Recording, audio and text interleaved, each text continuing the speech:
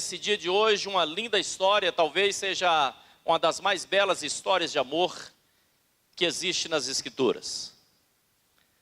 A palavra de Deus nos fala no caderno de Ruth, uma história do Antigo Testamento, conta a história de uma família que saíram de Belém.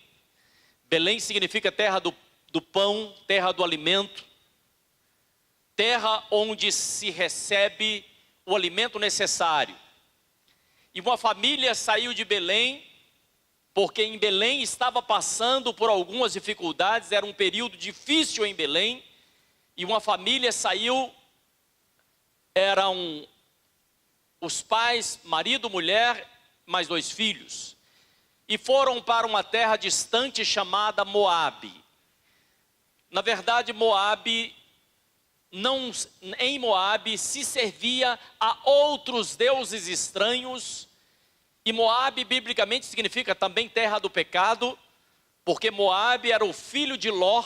Não sei se você se lembra, está lá no Antigo Testamento, em Gênesis capítulo 19, verso de número 30, quando Ló teve um relacionamento incestuoso com a sua filha, e nasceu desse relacionamento, nasceu Moabe. E Moabe se tornou, na verdade, um lugar, a terra dos moabitas.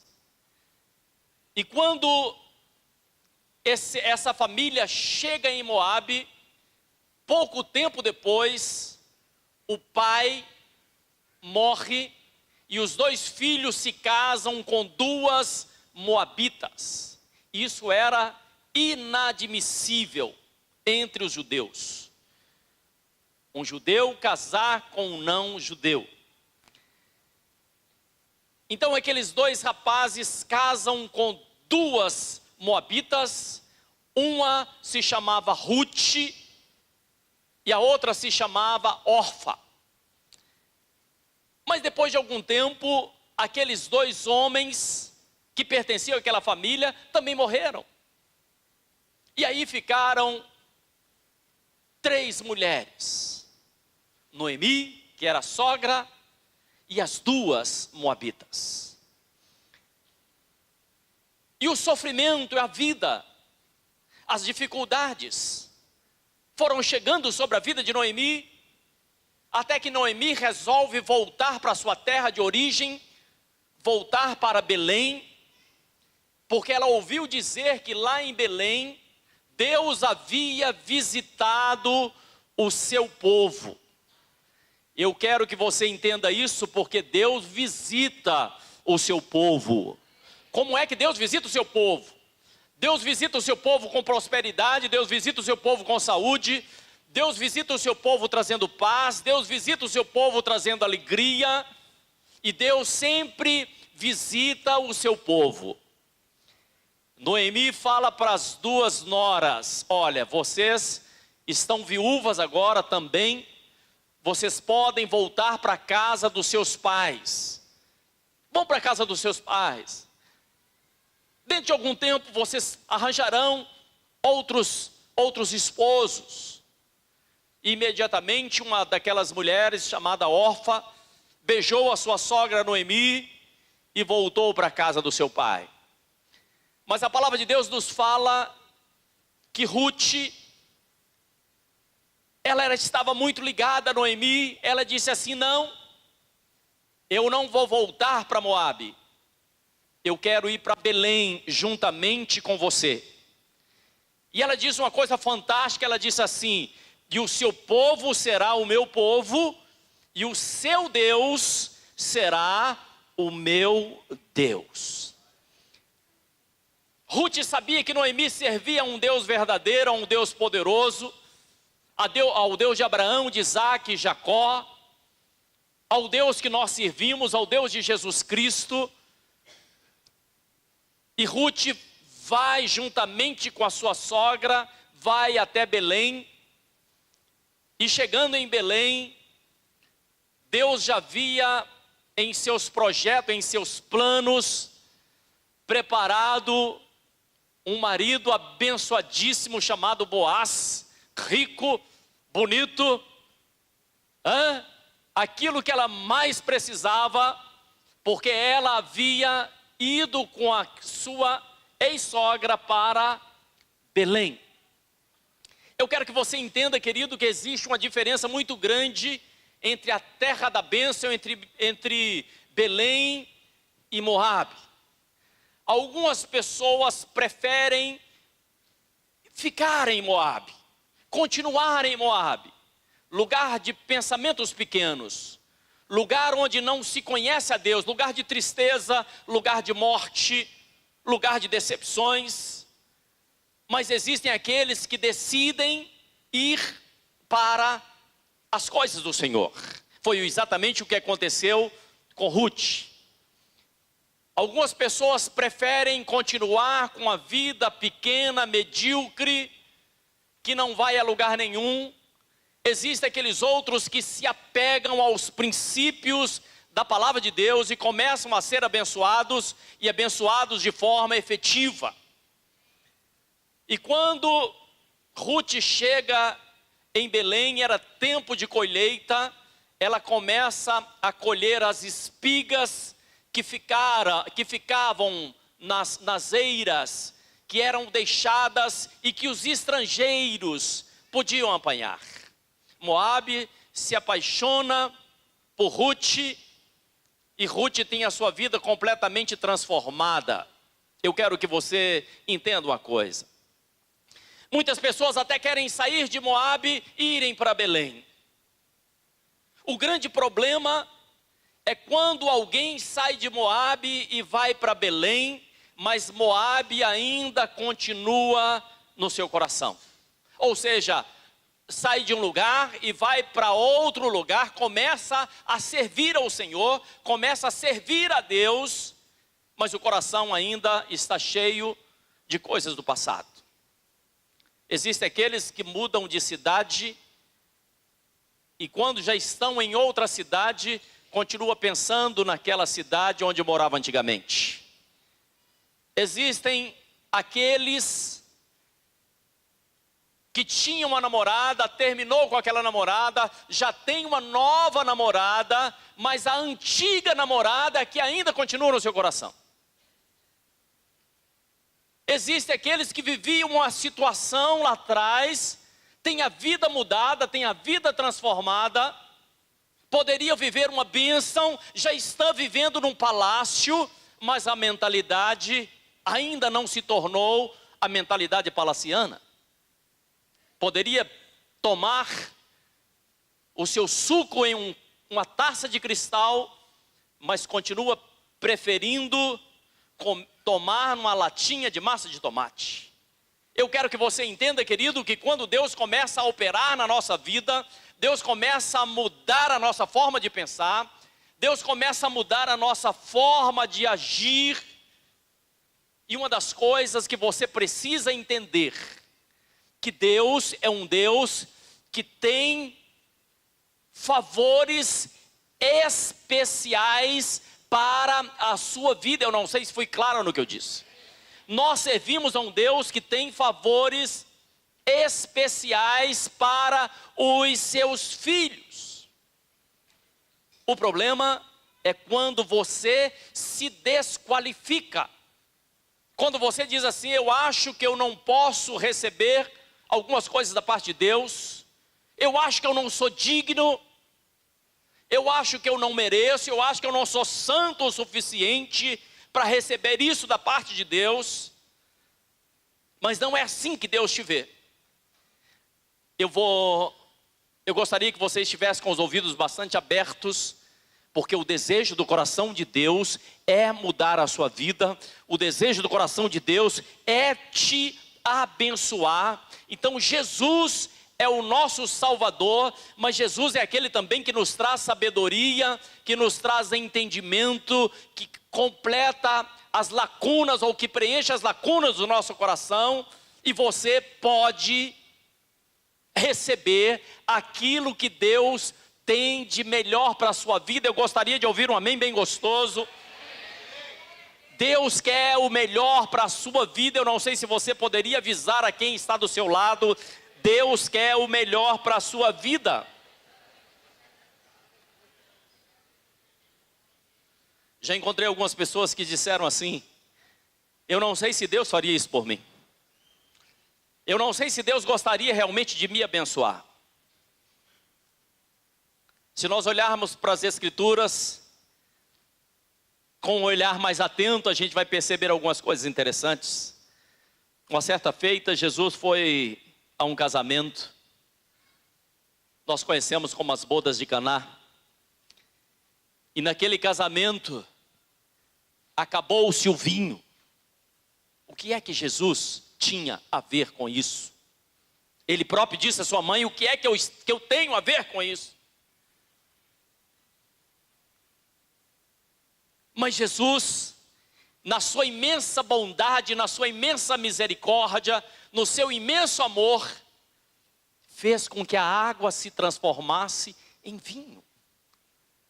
Qual importância teria se ele não tivesse feito esse milagre? Qual a diferença? Simplesmente as pessoas deixariam de beber um vinho excelente? Ou seja, Jesus fez algo de extraordinário, e do ponto de vista, o que é que isso acrescentou? Claro que acrescenta a nossa fé, mas naquele momento, naquele exato momento, era apenas o noivo que queria um vinho bom e não tinha condições financeiras de dar aquele vinho. Se nós olharmos para aquela noite em que Jesus vem caminhando sobre as águas e os discípulos ficam assustados, e Pedro pede a Jesus para que Jesus se o mandasse caminhar também sobre as águas. Amados, era apenas uma curiosidade da parte de Pedro. Era apenas uma experiência que Pedro queria viver naquele momento. E Jesus diz assim: Pedro, venha e caminhe sobre as águas. Você sabia que Deus ama pessoas ousadas? Deus ama quando você tem uma fé ousada, quando você dá um passo de fé, crendo que Deus está do seu lado e que se você afundar, Ele vai te segurar pelo braço. Aprenda algo: Jesus, Ele é o princípio e o fim, Ele é o alfa e o ômega. Então Jesus, Ele está acima de todas as coisas. Ou seja, Jesus é o próprio amor de Deus em ação. E nós podemos viver esse amor de Deus em ação, que é o próprio Jesus. Eu não sei se estou sendo claro no que eu estou dizendo. Mateus capítulo 12, verso 15, diz que as multidões chegavam até Jesus e Ele curou todas elas. Olha que coisa espantosa. Caderno de Lucas capítulo 6, verso 19, diz que as pessoas chegavam até Jesus e tocavam nas vestes de Jesus, e todas as pessoas eram curadas. A cura de Deus não é restrita a algumas denominações. Não é restrita apenas às pessoas que fazem determinadas coisas. O amor de Deus, Ele age de forma irrestrita para com todos aqueles que nele crê. As pessoas chegavam em Jesus. Imagine você, diz a palavra que as pessoas chegavam, tocavam. Certamente as mãos não deveriam estar tão limpas assim. Certamente ficavam as marcas nas vestes do Senhor. E a palavra diz que as pessoas chegavam e todas elas eram curadas. Toda a multidão procurava. Eles queriam pegar, eles queriam tocar no Senhor Jesus. E diz a palavra que todas elas, indistintamente de sobrenome, indistintamente da cor, indistintamente de onde é que eles estavam vindo, todas as pessoas eram curadas. Deixa eu fazer uma pergunta a você. Será que você crê que esse é um tempo de mudança para a sua vida? Será que você crê que Deus pode te abençoar. Talvez você olhe para as suas necessidades e diga assim: mas são tão irrisórias. Eu acho que Deus, querido, Deus Ele fará cumprir o desejo do seu coração. Deus fará cumprir o desejo do seu coração. Talvez você esteja querendo fazer algumas coisas novas, aprender a falar uma nova língua. Talvez você esteja querendo fazer uma viagem. Talvez você esteja querendo perder uns quilinhos, eu não sei. E você pode pedir a Deus, mas quando você pedir a Deus, comece a colocar a sua fé em ação, comece a fazer algo, porque a fé sem ação é uma fé morta. E porque você crê, você pode começar a fazer alguma coisa. E porque nós cremos na palavra, porque nós recebemos a palavra, e nós somos aquilo que nós aprendemos. Se você aprendeu sobre leis, então você é um advogado. Se você aprendeu sobre motores, então certamente você é um mecânico. Quando nós aprendemos as coisas do Senhor, quando nós recebemos a palavra do Senhor, quando nós entendemos aquilo que Deus está ensinando na palavra dele, nós nos tornamos pela fé filhos de Deus. E o desejo do Senhor é que todos se tornem filhos. Eu gostaria que você entendesse, a Bíblia nos fala que, vamos voltar lá no caderno de Ruth, capítulo 1, verso de número 16, por favor. A Bíblia nos fala que Ruth disse assim, onde quer, a partir da metade, pois onde quer que fores, irei eu, onde quer que pousares, ali pousarei eu, o teu povo será o meu povo, e o teu Deus será o meu Deus. Talvez você esteja ouvindo essa palavra, talvez o que você mais necessita nesse dia de hoje, seja receber uma palavra e crer nessa palavra, e não é uma palavra qualquer, essa palavra é a palavra do Senhor. Mas isso é uma escolha sua. As duas noras de Noemi, uma escolheu ir para um lado, a outra escolheu servir ao Senhor, e isso fez toda a diferença na vida delas.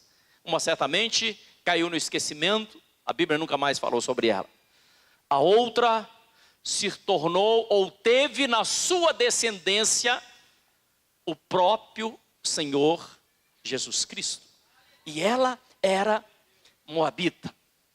Querido, eu gostaria que você, ao ouvir a palavra do Senhor nesse dia de hoje, você recebesse essa palavra, você não abrisse mão dessa palavra. Aliás, eu gostaria imensamente que você meditasse na palavra. O que é meditar? Meditar é receber a palavra, pensar na palavra e tornar pensar novamente. Eu não sei se você sabe, ou sabia, mas os bois, as vacas, eles passam a noite, eles comem um pouco de capim, um bocado de capim, e mastigam, e engolem, e depois joga para fora de novo. É próprio que os animais façam isso, e joga de novo, e torna a mastigar, e torna a jogar para fora. Você não precisa ficar com nojo, mas é assim mesmo, eles estão ruminando, eles estão comendo, jogando para fora novamente, e de novo, e é exatamente o que nós precisamos fazer em relação à palavra de Deus. Trazer para dentro de nós a palavra do Senhor, engolir essa palavra, e depois engolir novamente, e fazer com que essa palavra faça parte da nossa vida. O caderno de Isaías, capítulo 45, verso 1 diz assim: eu gostaria que você recebesse e que você soubesse o que é que Deus pode fazer por você. Veja o que Deus pode fazer. Diz assim, pois, Yahvé ao seu ungido Ciro, cuja mão direita eu controlo com firmeza para subjugar nações, desarmar reis, para abrir diante dele portas, de tal maneira que essas não possam ficar trancadas. Essa palavra é para Ciro, mas eu gostaria que você recebesse, a partir do verso de número 2, diz assim: eu irei adiante de ti, e arrombarei as portas de bronze, e romperei as trancas de ferro. Eu acho que você não ouviu o que eu disse. Essa palavra não é minha, mas é a palavra do Senhor. Ele diz assim: eu irei adiante de ti, arrombarei portas de bronze, romperei as trancas de ferro. No verso 3 diz assim: dar-te-ei tesouros ocultos e riquezas escondidas, a fim de que saibais que eu sou Yahvé, aquele que te chama pelo teu nome, o Deus de Israel. Deixa essa palavra entrar no mais profundo do seu coração. Deixa Deus continuar falando com você essa noite, amanhã, essa semana. Sublinha aí na sua Bíblia. Tome essa palavra como uma promessa de Deus para a sua vida. Eu não sei se você ouviu o que eu disse. Eu quero que você feche os seus olhos, por favor, por um momento. Pai, nós sabemos que a Tua palavra é verdadeira e que ela não volta vazia. Toma essa vida em Tuas mãos, Pai, abençoa, guarda, proteja, Pai. E que a Tua palavra que foi ministrada possa continuar falando aos nossos corações. Te pedimos e te agradecemos em nome de Jesus. Será que você pode dizer amém? Pode dizer graças a Deus. Vamos dar uma forte salva de palmas para Jesus.